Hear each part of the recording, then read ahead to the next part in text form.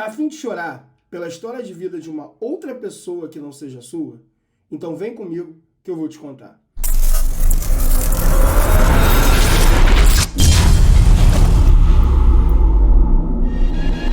Fala, senhores! Azevedo aqui, tudo bem?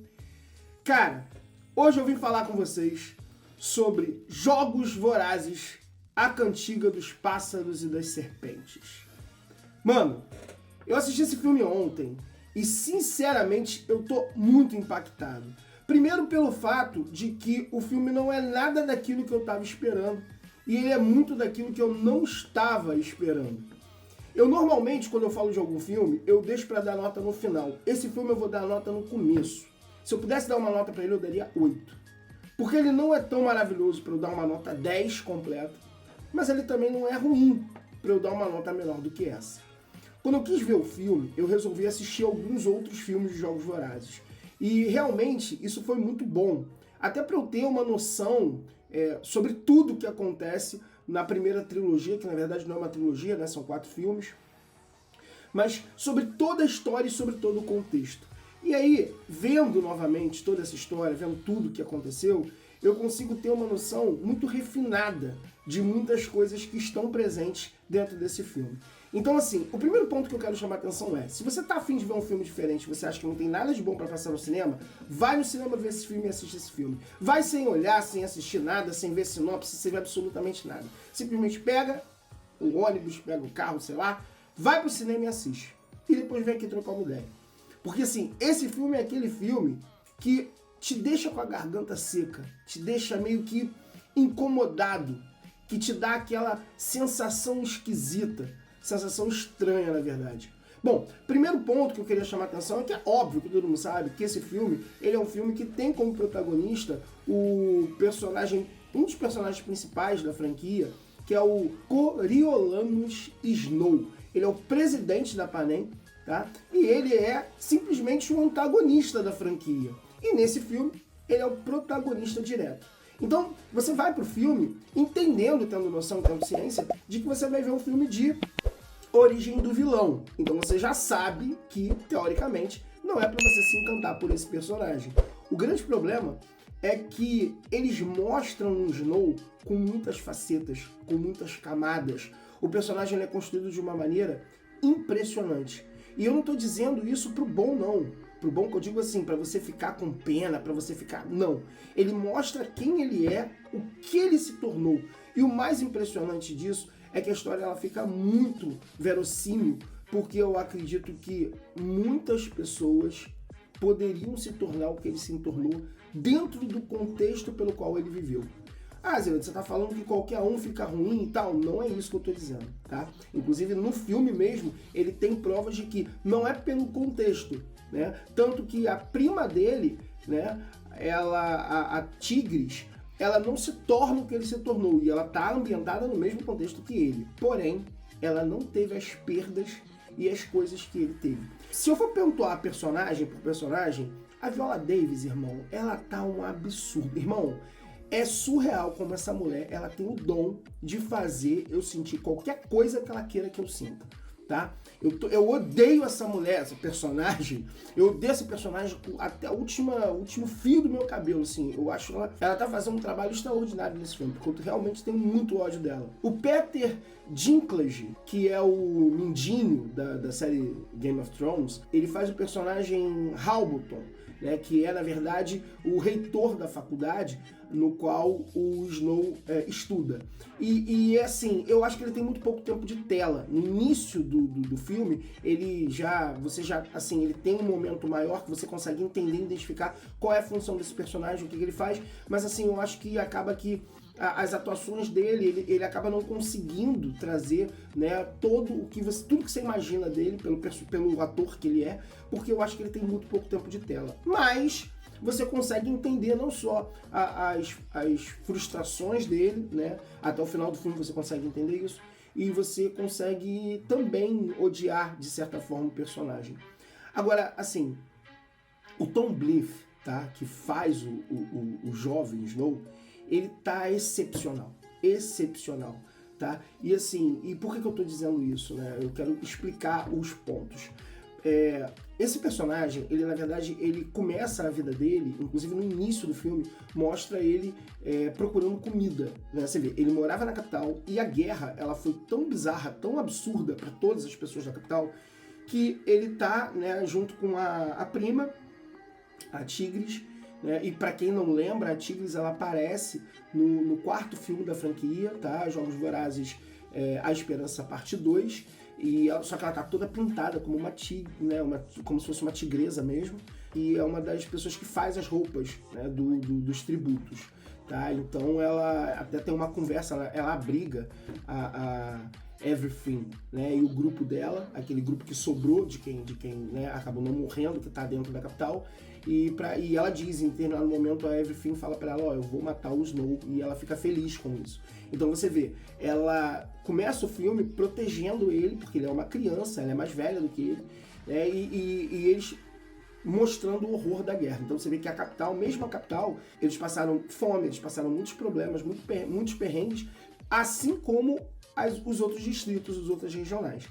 Então assim, você começa a ver que o Snow, né, o jovem Snow, ele vive num contexto no qual as pessoas acham que ele ainda tem dinheiro, porque o pai dele foi um grande personagem até do exército, né, ele é muito reverenciado, ele era um cara que tinha uma condição muito, muito boa de dinheiro, né, só que eles perderam tudo com a guerra. Porque o pai dele investiu numa coisa que não deveria muito bem investir, ele investiu mais numa área específica, e acabou que com a guerra ele acabou perdendo tudo. Então ele ainda faz um papel de mostrar para as pessoas em volta, porque ele convive só com gente rica. Então ele estuda numa escola muito boa, porque como ele tem essa casta, ele vem de família rica, então ele pode estudar nessa escola, né? E ele é o melhor aluno da escola. Tá? Só que aí você vai vendo as pessoas que estão próximas dele, todos os alunos que ficam próximos, principalmente a Clemência Dove, né, que é o par dele, né, ela, em determinado momento ela fala assim, todos os trabalhos ele faz comigo, tal, não sei o quê. Você vê que todas as pessoas que estão próximas dele normalmente estão por interesse. Todos os outros alunos, eles sabem que ele é o melhor aluno, né? Então eles praticamente é como se fosse um jogo de poder, porque todos eles têm dinheiro, e ele é obrigado a fingir o tempo todo que ele tem ainda dinheiro, né? Ele chega suado lá na escola, ela pergunta, tá suado, o que houve? A gente deu folga pro motorista por causa dos jogos, etc. Então ele fica o tempo todo fazendo um jogo de fingir que ele ainda tem condição, ele não quer mostrar para as pessoas que a família dele está sem dinheiro. Ele está aguardando que ele ganhe o prêmio, né, de melhor aluno, né, do ano, justamente para quê? Para que ele possa saldar algumas dívidas de casa, né, para que ele possa manter o apartamento que a família ainda tem, né, porque a família já está passando por uma série de perrengues, eles não têm nem o que comer. Em determinado momento abre a geladeira e ele vê que não tem nada lá, e ele deixa para a avó dele, ele fala assim, não, tem umas batatas aí, deixa pra minha avó, ele fala isso com a prima dele. E ele tá na escola, ele fica fingindo, mesmo quando tem comida, tem alguma coisa, ele finge que ele não precisa daquilo, né? Porque ele tem que manter a pompa. Ele não pode saber, as pessoas não podem saber o quanto a família dele perdeu, o quanto ele tá sem condições financeiras. Então ele tem que manter um certo status. Ao mesmo tempo que isso acontece, ele começa a perceber que todas as pessoas que ele confia ou que ele tenta ajudar, toda vez que alguma pessoa pode passar à frente dele, a pessoa tenta. Então, por exemplo, o primeiro ponto disso, né, que a gente começa a enxergar é com a Clemência Dove, tá? Ele, em determinado momento, a Viola Davis, ela chega, né, quando ele descobre que ele vai ser o responsável pelo tributo, ele vai ser o mentor de um dos tributos, ele acaba indo, né, no trem para recepcionar a Lucy Gray, já vou falar dela, tá? E aí ele recepciona, acaba que ele entra no vagão que eles estão e acaba entrando no zoológico, porque os tributos eles ficam para a exposição das pessoas dentro de um zoológico. Então, quando ele faz isso, ele acaba se expondo, né? Mas ele acaba tendo uma proximidade maior com a Lucy Gray, porque ela fala assim, olha, esse cara ele tá disposto a tudo, né? Para poder me ajudar.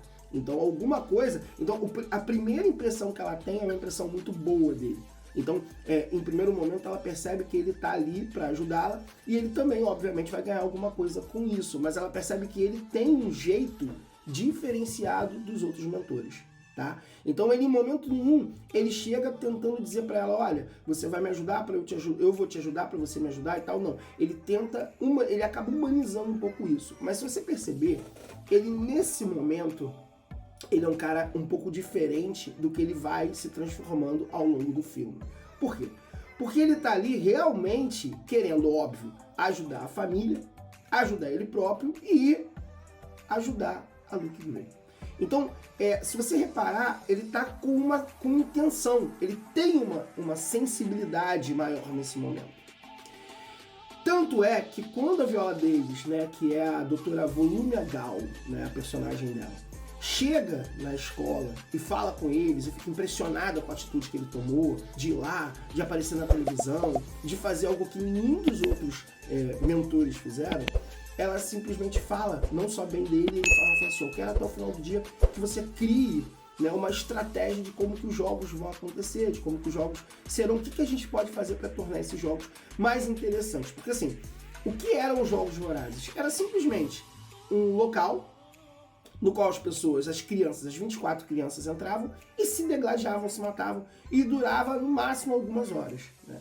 E ela queria transformar isso num show, num reality. Óbvio que não se usa essa palavra, mas ela queria se transformar numa coisa maior, numa coisa que todas as pessoas da capital vissem, torcessem, né?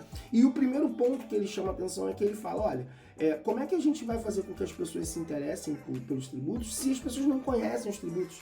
Se as pessoas não têm empatia pelos tributos. Então a primeira coisa que a gente precisa fazer é fazer com que essas pessoas conheçam esses tributos, com que elas tenham uma noção de quem eles são, as suas diferenças, e elas possam torcer para alguém. Tanto que a primeira coisa que ele fala para Luke é que ela vai ter que se diferenciar de alguma maneira.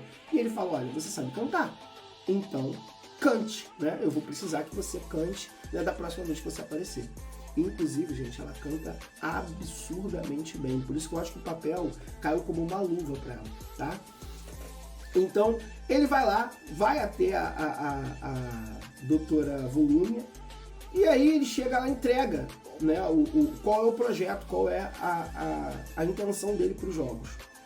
Quando ele é chamado, ele não vai sozinho, ele vai junto com a Clemência Dove. Então isso significa que ele ainda estava... O que acontece? Ele que fez, mas ele colocou o nome dela. E aí a doutora Volumia fala assim, olha, qual dos dois fizeram? E ela já sabe que foi ele que fez, mas ela está testando para ver até onde a Clemência tem essa vontade de ter esse poder, de querer dizer que ela que é, né, que é a principal, ela que fez o trabalho. E aí ela fala assim, olha, então você faz o seguinte, eu coloquei aí dentro desse pote, que tem essas víboras e tal, tem um monte de cobra, eu coloquei esse papel suado, né? E que tem o seu suor. Então, com certeza, se foi você mesma que fez, quando você chegar ali e tentar pegar, elas não vão te picar, porque elas conhecem, né, o cheiro da pessoa que as alimenta.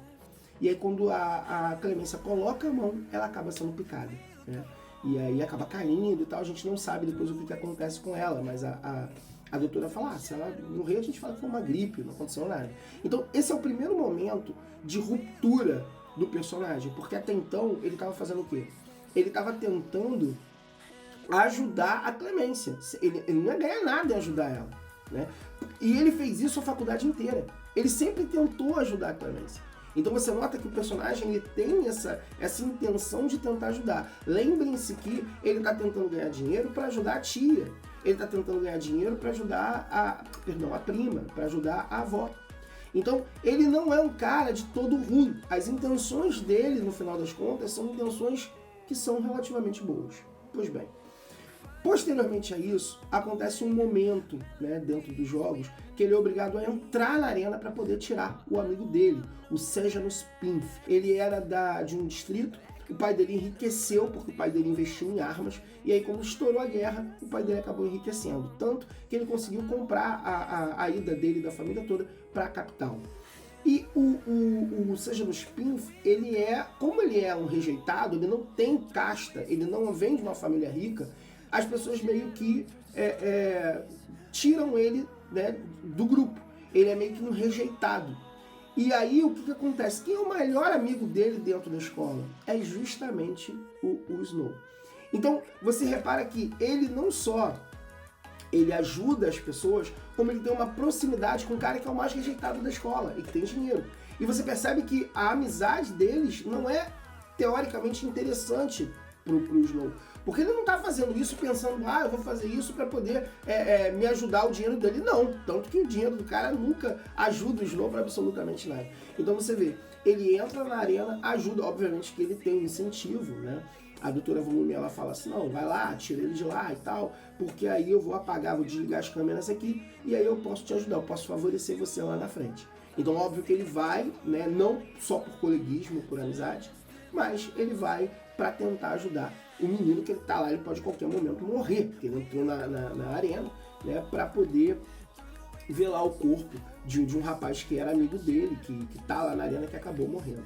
Então assim, você vê que todas as atitudes que o Snow toma são atitudes que são relativamente boas, não são atitudes todas ruins, tá?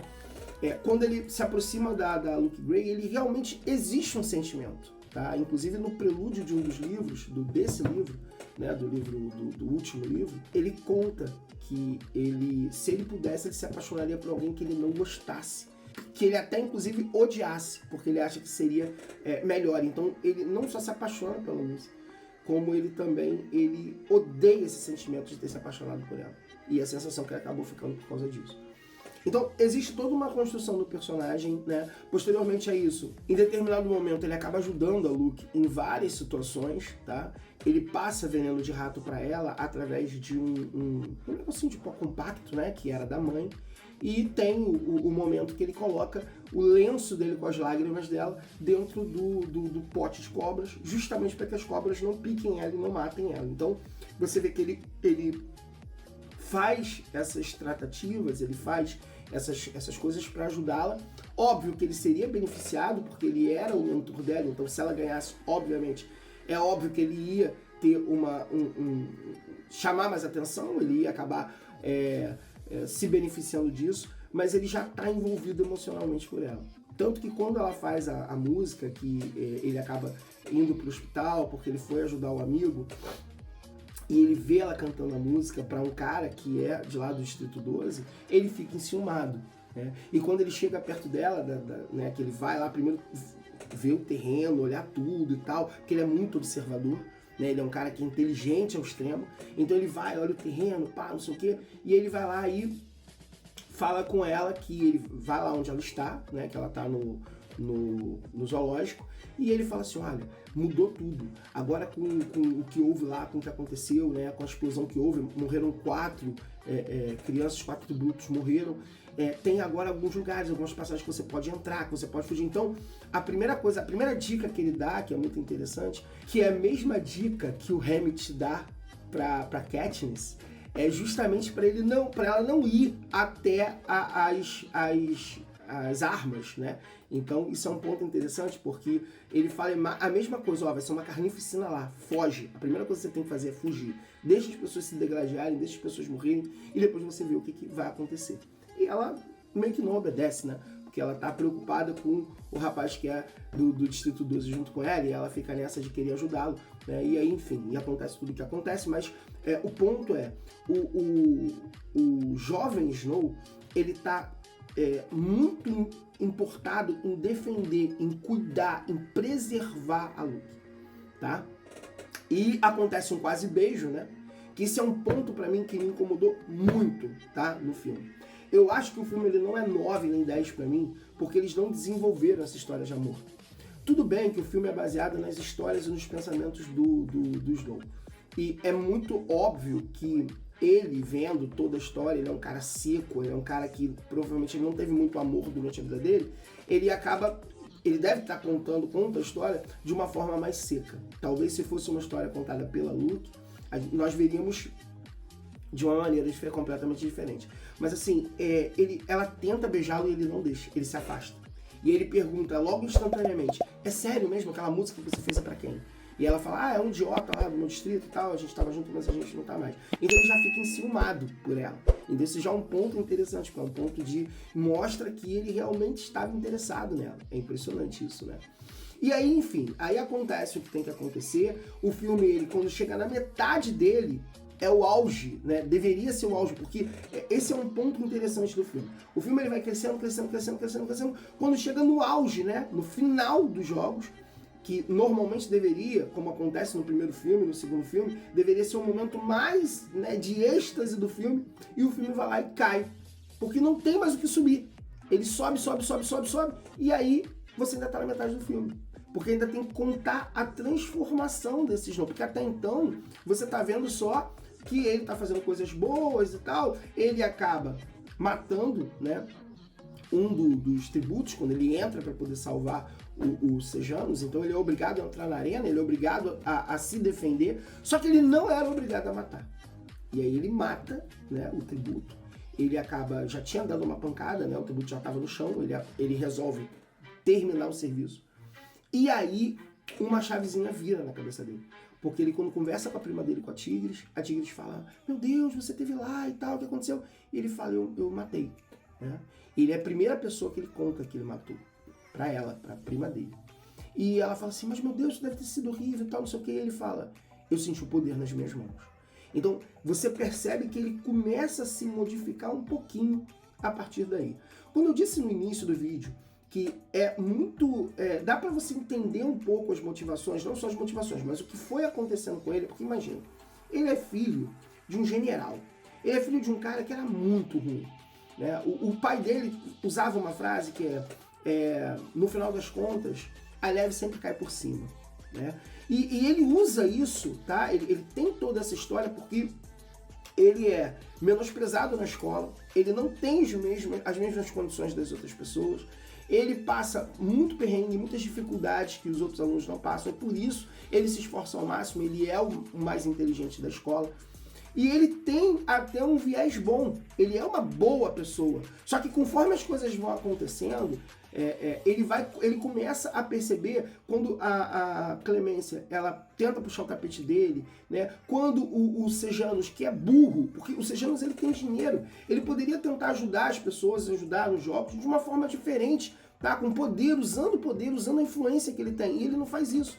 Né? O Sejanus ele não tem um pensamento, porque praticamente o Sejanus ele foi mimado, ele foi um garoto que foi criado, ele não tem casta, mas ele foi criado de uma forma mimada pelo pai, tanto que em alguns momentos fala, minha mamãezinha e tal, não sei o quê, porque ele não tem essa vivência, ele não tem essa esperteza, ele não teve a necessidade de ter esse amadurecimento que os jovens não teve. E aí, conforme as coisas vão passando, a atitude gera consequências, e ele acaba sendo obrigado a ser retirado da capital, porque descobrem que, obviamente, né, o Rei Bolton, ele não gosta do jovem Snow, até porque ele era amigo de infância do pai dele, tá? E ele deixa isso muito claro, desde o começo do filme, que ele faz tudo que ele puder fazer, ele vai fazer para prejudicar o jovem Snow. E aí descobre, obviamente, as coisas que ele fez. Ele fala, olha, eu falei no início que qualquer ajuda, né, ocasionaria com que você fosse, você tivesse que sofrer uma acusação, você sofreria alguma coisa. E nesse momento, quando ele chega lá, ele fala assim, cadê a Lucy? Cadê a Lu? E ele fala assim, não, você tem que se preocupar com você não tem que se preocupar com ela. E aí ele manda ele se alistar. E aí o que acontece? Vocês têm que entender que quando ele vira um soldado, é como se fosse uma depreciação, tá? É uma coisa absurda, é como se um cara de alta casta, né, que estudou numa escola boa dentro da capital, e quando ele vira, né, um soldado, é como se ele estivesse tirando praticamente toda a história dele, é como se ele estivesse jogando ele na sarjeta mesmo. E mesmo assim ele usa o restinho de dinheiro que ele tem para poder conseguir ir pro Distrito 12, porque a única coisa que ele tem agora é a Lucy. Então, a chance dele de talvez ser feliz, de tentar ter uma vida diferente da vida que ele teve, talvez fosse com ela. E aí, o amigo dele vai com ele, né? O Sejanus vai com ele. Só que o Sejanus é maluco, o Sejanus é mimado, o Sejanus é... E aí, quando eles estão dentro do trem, eles têm uma conversa, e o Sejanus fala para ele, olha, agora, cara, você vai poder viver livre. Você não vai precisar dessas amarras que você tinha na capital, você não precisa mais, você não tem mais casta, você não tem mais nada, você não tem mais nome, ninguém te conhece, você vai conseguir reconstruir sua vida do zero. E a gente tem essa impressão, a gente começa a comprar o romance, a gente começa a querer achar que o romance vai funcionar. E cara, pra mim o melhor momento do filme é justamente quando ele tá no bar, que ele vai na taverna e chega lá e a Lucy começa a cantar, porque é o momento que ele descobre que ela tá viva, que ele descobre que não aconteceu nada com ela, que ela tá bem. E aí ela cruza o olhar com ele. Quando ela cruza o olhar com ele, que ela vê, que ela enxerga ele, ela fica desconcertada. Ela realmente, ela fica tipo, meu Deus, ele tá aqui. Né? E você tem a impressão de que naquele momento eles vão se encontrar, vai acontecer, e aí vai explodir esse amor que você está esperando o filme. Você está esperando o filme todo para que eles dois se encontrem, se beijem, entendeu? Você está nessa expectativa.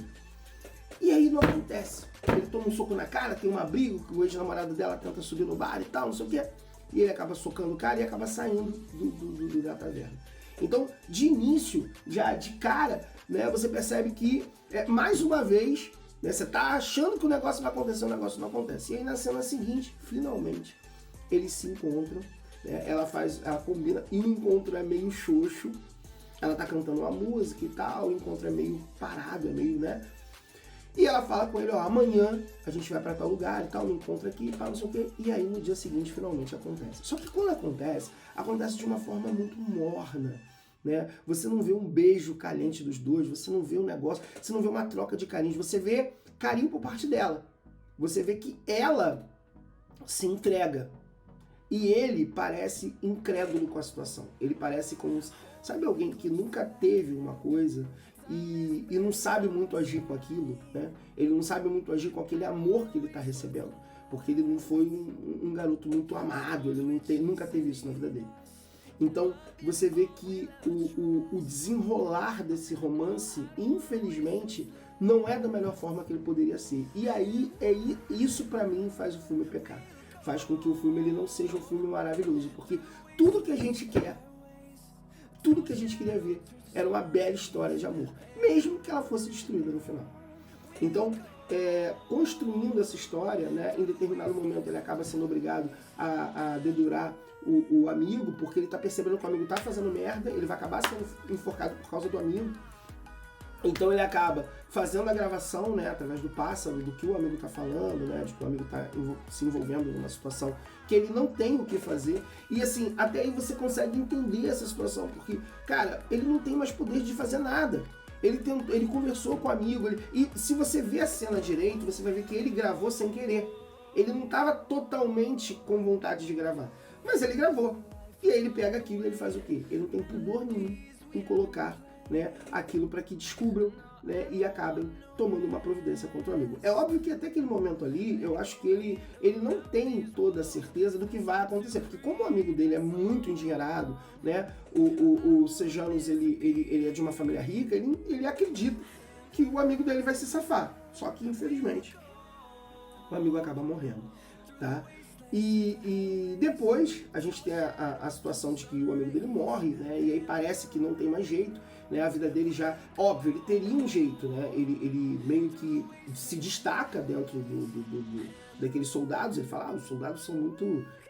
É todo mundo aqui, ninguém é analfabeto, os caras não sabem nem fazer o mínimo, né? Então é óbvio que ele se destacaria. E aí ele iria para um outro distrito, para poder continuar o treinamento dele, distrito 3. Só que aí ele resolve fugir com a Lucy, né? E aí a gente tem esse momento de que ele vai... Eu acho que essa passagem é um pouco corrida, essa passagem final do filme, ela corre demais. E aí nesse ponto que ele vai procurar a Lucy e tudo mais, e ela faz uma pergunta para ele, né, de que eles estão conversando. Eu acho até que talvez a resposta dele tenha muito a ver com a música, porque a música fala de 3 mortes. E ele fala... ele dá a entender pra ela que ele matou 3 pessoas. E aí ela fala, mas como assim 3 pessoas? Porque eu sei que você matou o cara na arena, eu sei que você matou a filha do prefeito, porque tem esse momento, essa cena, né, dele matando a filha do prefeito, né, pra poder proteger, né, se proteger, né, mas proteger a Lucy também, proteger as pessoas, porque ela iria contar pro pai o que estava acontecendo, né, que havia essa situação de que o Sejanus havia pego o dinheiro para poder, achando que era para mantimento e tudo mais, os caras estavam comprando arma, então ele acaba, né, silenciando essa menina. E aí ele não conta que ele foi o principal responsável pela morte do Sejanus. E isso faz com que acenda uma faísca, né, na Lucy, e ela acaba meio que desconfiando dele, que é um ponto que é importante, porque ela fala, a pessoa que você pode mais confiar na vida é em mim. Eu sou a pessoa que você pode mais confiar. E ele fala, você também. Eu sou a pessoa que você pode mais confiar. E aí acontece uma série de acontecimentos, porque quando ele chega na cabana, o lugar que ela pede para ele ir procurar, né, a vara de pesca é justamente o local onde as armas estão. Então não dá pra gente entender muito bem o porquê, qual foi a intenção dela de dizer para ele que as armas estavam ali, né? Talvez poderia ter tido uma conversa, né? Não se precisaria acontecer o que aconteceu. E aí ela fala, ele fala, não vai ter mais pontas soltas, se eu destruir essa arma, ninguém vai descobrir o que aconteceu, o que eu fiz. Ele fala, a única ponta solta sou eu. Então assim, eu não sei de verdade o que aconteceu. No livro não fala, no filme não fala. Eu não sei se ela morreu, se ela não morreu. Eu não sei se ele acha que ela morreu, se ela não... Entendeu? Eu não sei. Ele também não tem essa certeza. Mas eu acho que, no final das contas, o desfecho da história é um desfecho muito triste. É um desfecho que qualquer situação seria triste. E aí eu sinto que Jogos Vorazes, ele não veio para contar uma história de amor com um final feliz. Porque, para mim, a história do Peter e da Katniss não é uma história de amor feliz. Pelo contrário. Eu acho que, se você parar para analisar, o Peter, em determinado momento, ele tenta matar a Katniss. Ele faz de tudo para matá-la, tá?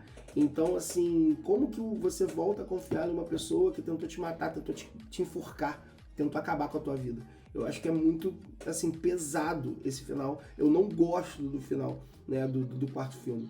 E no final desse filme, você percebe que o romance tórrido que eles tiveram, né, foi um romance que, no final das contas, não serviu para nenhum dos dois, né?